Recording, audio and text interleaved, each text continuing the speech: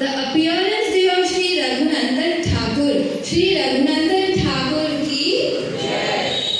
The appearance day of Sri Raghunath Das Goswami. Sri Raghunath Das Goswami ji ki. So now we will chant one round of Hare Krishna Maha Mantra, and before beginning the chanting, we would listen to cleanses and it purifies our heart.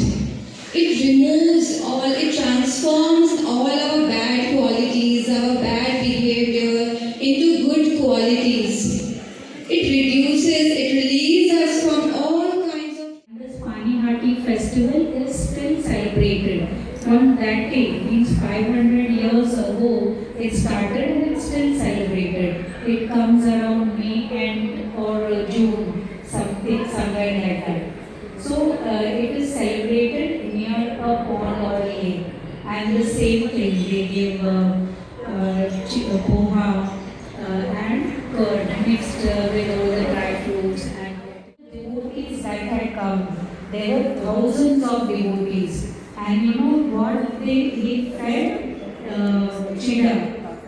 We call it like poha, with beaten rice. You must have seen that with the curd and many dry fruits mixed in that. So he feeds all the devotees who are given comes and he stays there. But that time, so many years ago, Radhakund was very small. And Raghunath Das Goswami desires that he wants to enlarge it. But he had no money because he was only a sannyasi, a Goswami.